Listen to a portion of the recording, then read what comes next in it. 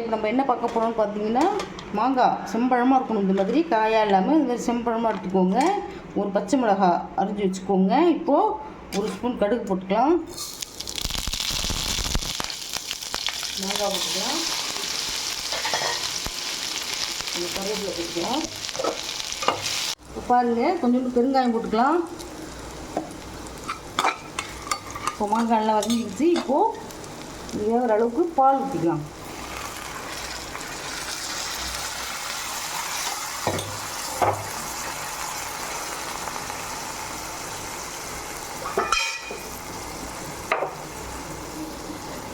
கொஞ்சமாக உப்பு போட்டுக்கலாம்.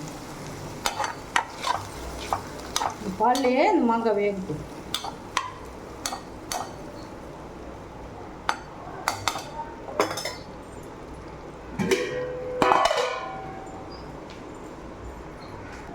இப்போ பாருங்கள், பச்சடிக்கு தேவையான காரத்துக்கு 2 மிளகா, ஒரு 2 பத்தை தேங்காய், ஒரு 5-6 பல் பூண்டு, இதை போட்டு குறைன்னு அரைச்சிட்டு வரலாம்.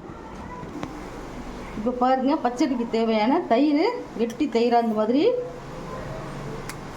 ஒரு 3 ஸ்பூன் எடுத்துக்கலாம். வரமிளகா போட்டு குறைன்னு அரைச்சி வச்சுருக்கேன், அதை போட்டுக்கலாம். பாலில் மாங்காய் வேக வச்சு வச்சிருச்சு. இப்போது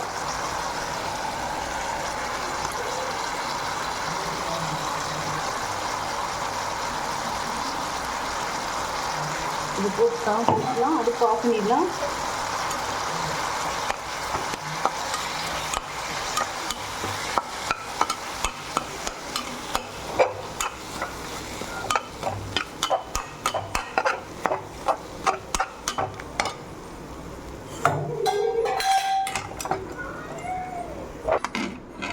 இப்போ பாருங்கள், எல்லாத்தையும் இதில் ஒன்றா போட்டோம். இப்போது இதில் தயிரை ஊற்றிக்கலாம்.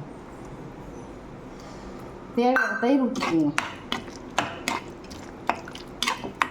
தயிர் இன்னும் கொஞ்சம் கூட போட்டுக்கலாம். தயிர் பத்தலை, இன்னும் போட்டுக்கலாம்.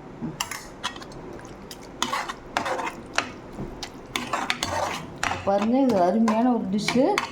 சாம்பார் சாதம், மற்ற குழம்பு, தயிர் சாதத்துக்குலாம் சூப்பராக இருக்கும். இந்த மாதிரி நீங்களும் செஞ்சு கொடுங்க. இந்த ரெசிபி உங்களுக்கு பிடிச்சிருந்ததுன்னா எங்கள் சேனலை ஷேர் பண்ணுங்கள், லைக் பண்ணுங்கள், சப்ஸ்கிரைப் பண்ணுங்கள். தேங்க்யூ, பாய்.